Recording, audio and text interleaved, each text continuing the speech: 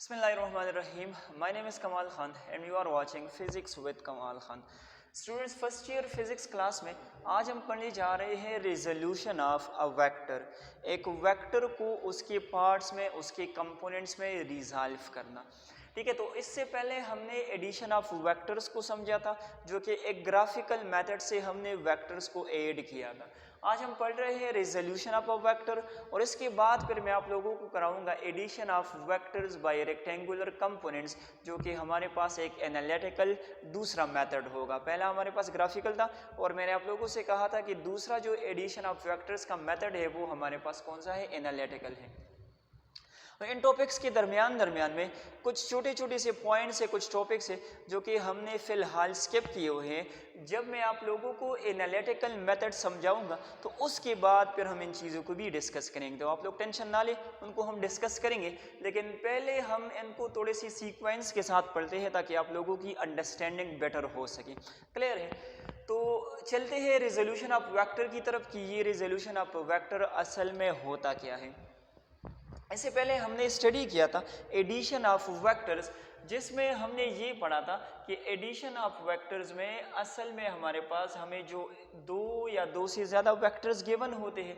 Late से हमारे पास एक वेक्टर ए है, दूसरा वेक्टर हमें जो गिवन है लेट से वो हमारे पास बी है। ठीक है, तो एडिशन ऑफ वेक्टर्स में अगर हमने ग्राफिकल मेथड से इनको ऐड करना हो तो हम क्या करते हैं, पहले हम वेक्टर ए को ड्रा करते हैं according to head to tail rule.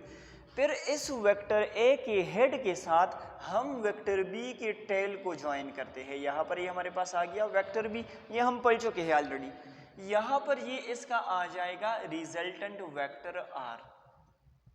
Addition of vectors में हमें वेक्टर्स गिवन होते हैं, उनको हमने ऐड करना होता है।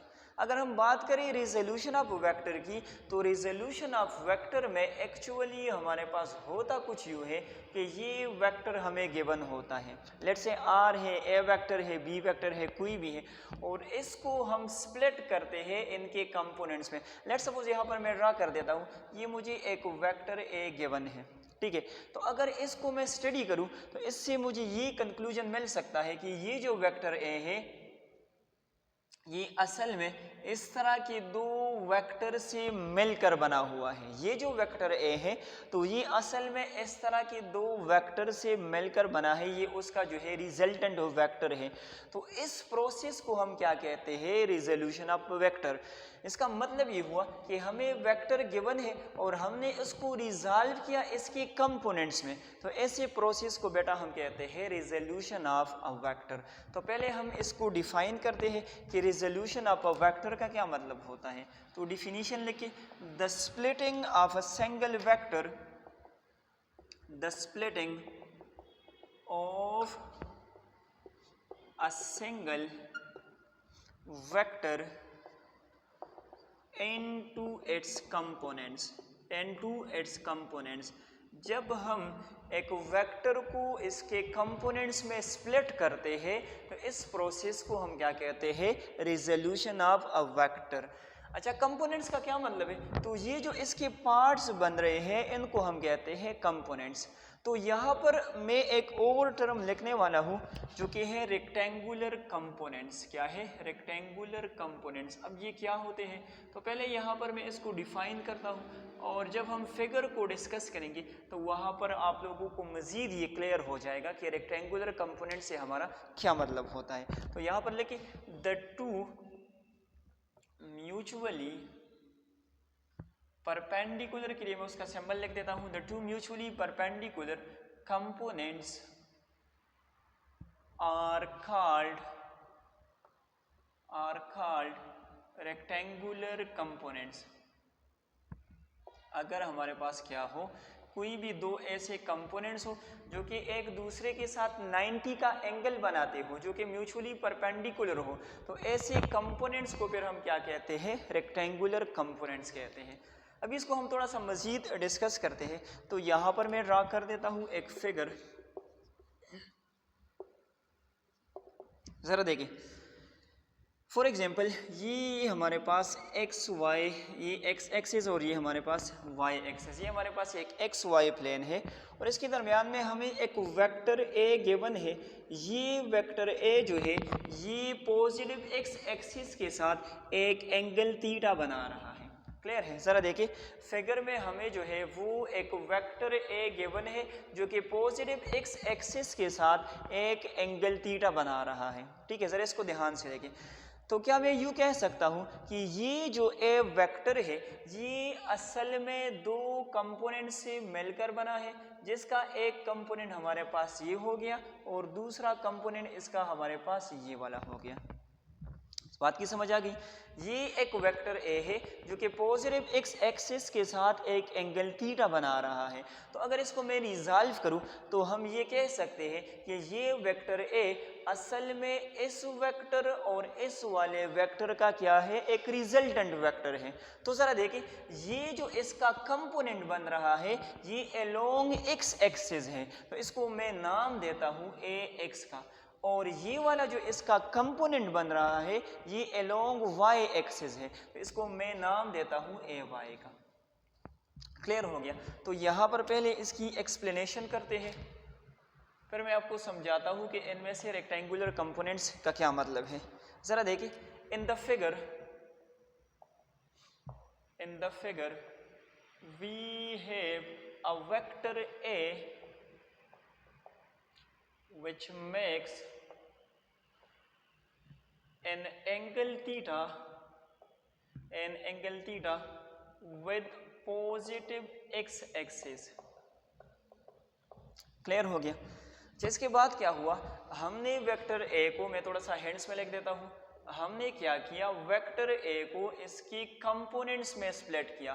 तो इसका एक जो कंपोनेंट था वो हमारे पास आ गया अलोंग एक्स एक्सिस, तो उसको हमने नाम दिया ए एक्स का, और दूसरा जो कंपोनेंट था वो हमारे पास था अलोंग वाई एक्सिस और उसको हमने नाम दिया क्या, ए वाई का नाम दिया। अभी ज़रा देखिए ये जो ए एक्स है और ये जो ए वाई है, तो हम कह सकते हैं कि ये आपस में क्या है, म्यूचुअली परपेंडिकुलर है। किस तरह से?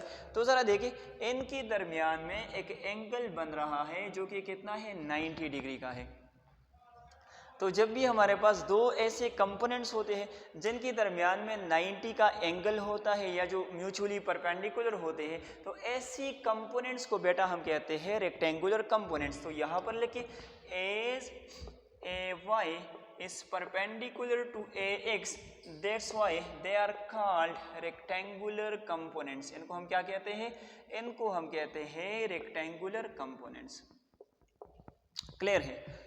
अभी हमने कुछ डेरिवेशंस करनी है, किस चीज़ के लिए, तो हमने फार्मूला जो है वो मालूम करना है ए एक्स के लिए, इसी तरह से हमने फार्मूला जो है डिराइव करना है ए वाई के लिए, इसी तरह से वेक्टर ए के लिए, और फिर हम डिराइव करेंगे एंगल थीटा के लिए। ठीक है, तो इसको मैं ज़रा इरेज कर देता हूँ और हेडिंग लिख के डेरिवेशंस,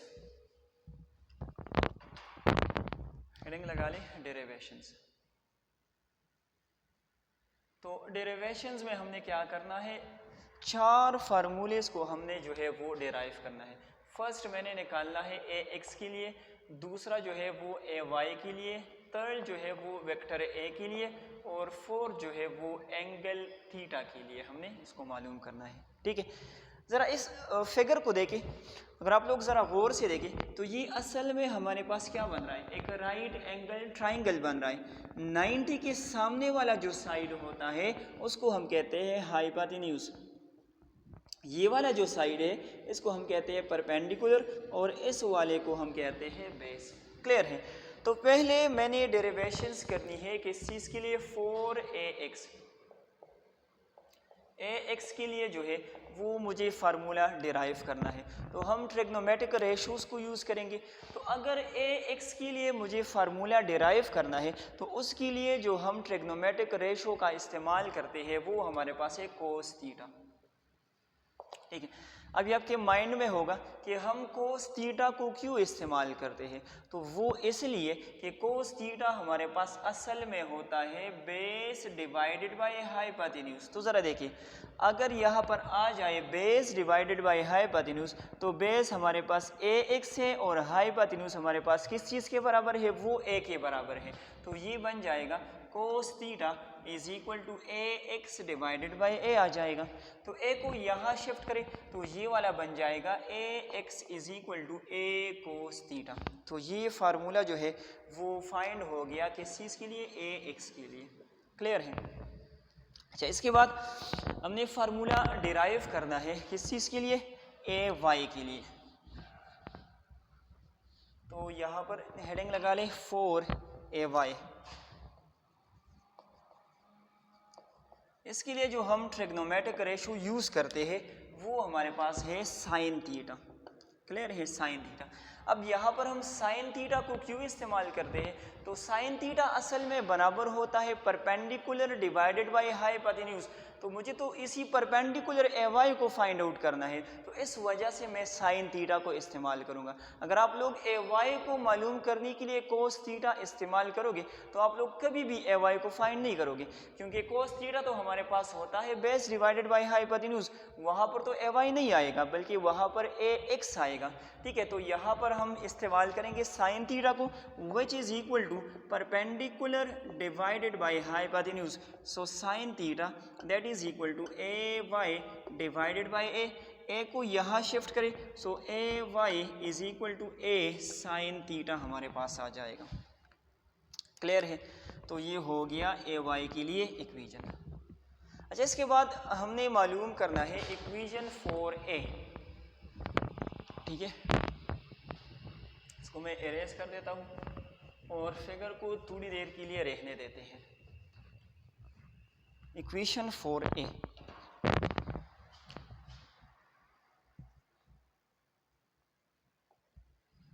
अगर इस हाइपोटेन्यूज को मैंने क्या करना हो, इस वेक्टर ए को मैंने मालूम करना हो, तो इसके लिए हम इस्तेमाल करेंगे बाय यूजिंग पिथागोरस थ्योरम, और वो हमारे पास कहता है hypotenuse square is equal to base square plus perpendicular square. तो हाइपोटेन्यूज यहाँ पर कौन सा है, ये है ए स्क्वायर, यहाँ पर आ जाएगा ए एक्स स्क्वायर और यहाँ पर आ जाएगा ए वाई और उसका स्क्वायर। क्लियर हो गया? दोनों साइड का स्क्वायर रूट ले ले तो ये बन जाएगा a is equal to A X square plus A Y और उसका square. So a is equal to A X square plus A Y square आ जाएगा। तो इसी फार्मूले से हम जो है इस वेक्टर a को मालूम कर सकते हैं अगर हमें इनके कंपोनेंट्स गिवन हो। थोड़ा सा मैं इनको समराइज़ करा देता हूँ। ये जो फार्मूला हम इस्तेमाल करते हैं ये हम कब इस्तेमाल करते हैं, जब हमें वेक्टर ए गिवन हो और उसके साथ ही साथ उसका एंगल गिवन हो, तो तब हम एक्स कंपोनेंट को और इसी तरह से वाई कंपोनेंट को मालूम कर सकते हैं। अगर हमें वेक्टर ए गिवन ना हो और हमें जो है वो इनके कंपोनेंट्स गिवन हो, कौन से, ए एक्स गिवन हो, ए वाई गिवन हो, तो फिर हम जो है वेक्टर ए को इसी फार्मूले से फाइंड आउट कर सकते हैं। क्लियर हो गया? अच्छा, लास्ट जो डेरिवेशन मैंने करनी है वो है एंगल थीटा के लिए। तो मैं यहाँ पर इसको इरेज कर देता हूँ फॉर एंगल थीटा। तो थीटा को अगर मैंने निकालना हो तो उसके लिए हम ट्रिग्नोमेट्रिक रेशो इस्तेमाल करते हैं टेन थीटा, जो कि बराबर होता है perpendicular over base. So tan theta that is equal to perpendicular हमारे पास कितना है, ए वाई है, और बेस हमारे पास कितना है, ए एक्स है। तो टेंजेंट को यहाँ शिफ्ट करें, so theta is equal to tangent inverse into A Y divided by A X. ठीक है, तो ये जो फार्मूला है इसके ज़रिए से हम जो है वो एंगल थीटा को फाइंड आउट कर सकते हैं। तो आज के लेक्चर में हमने रिजोल्यूशन ऑफ वेक्टर को समझा। इस टॉपिक को पढ़ने का यहाँ पर हमारा मकसद ये था कि इसके बाद जो टॉपिक आने वाला है addition of vectors by rectangular component, जो कि मैं आप लोगों को बार बार बता रहा हूँ कि वो हमारे पास एक एनालिटिकल मेथड है। तो इस टॉपिक को अगर आप लोग समझ लोगे तो फिर उस टॉपिक को समझने में आप लोगों को काफ़ी आसानी होगी। तो ये जो इक्वेशंस हमने यहाँ पर डिराइव किए हैं ये आप लोगों ने याद रखनी है नेक्स्ट टॉपिक के लिए। आज के लिए इतना ही। Thank you so much. Allah हाफिज़।